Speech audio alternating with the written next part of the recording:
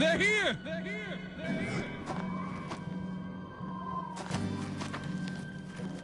You want to do it quietly?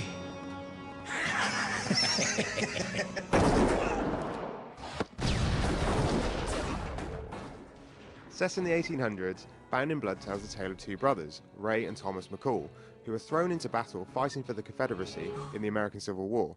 They find themselves on the wrong side of the law after disobeying orders from their general in order to protect their family. Their lives then take a turn for the worst, and without giving too much of the story away, the brothers find themselves in Mexico seeking out a lost Aztec treasure in the company of some rather unsavory characters.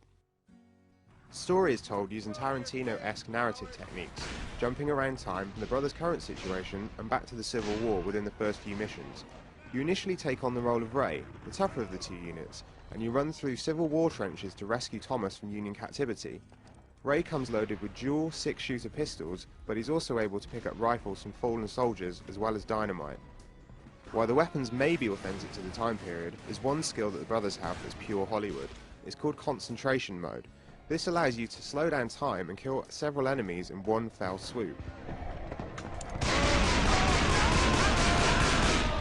Concentration mode is particularly useful in later sections of the game where you can be overrun with enemies. It adds a nice change of pace from simply blasting away enemies with your 6-shooter, though this is still very satisfying due to the accuracy and feel of the weapons in combat. Concentration mode also comes into play at predetermined points in the game, where Ray and Thomas storm into buildings and use it to take down enemies in unison.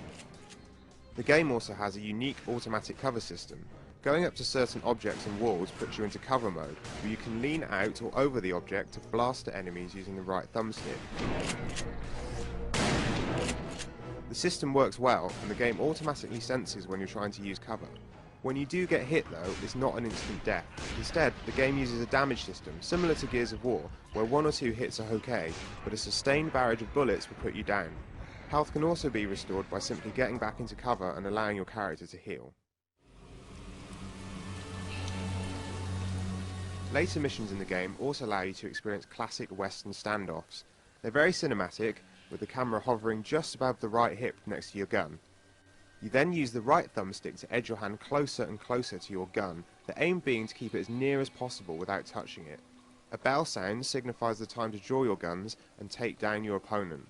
It's a very tense affair, and the music, along with the odd tumbleweed flying past, really add to the atmosphere.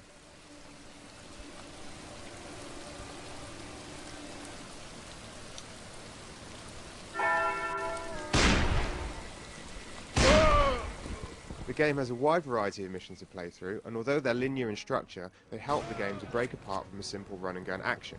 These range from sinking a Union ship with a cannon at the start of the game, through to taking charge of a stagecoach and driving it literally through a town. The hell you doing? You out of your goddamn mind? There are also stealthier sections, such as quietly killing soldiers with knives while sneaking through a cornfield.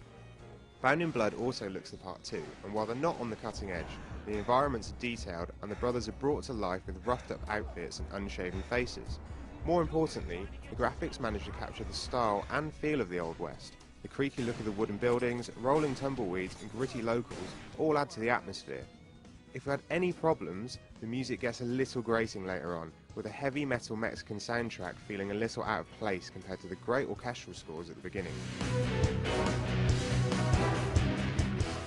Call of Juarez Bound in Blood is due out on July 3rd on Xbox 360, PS3 and PC.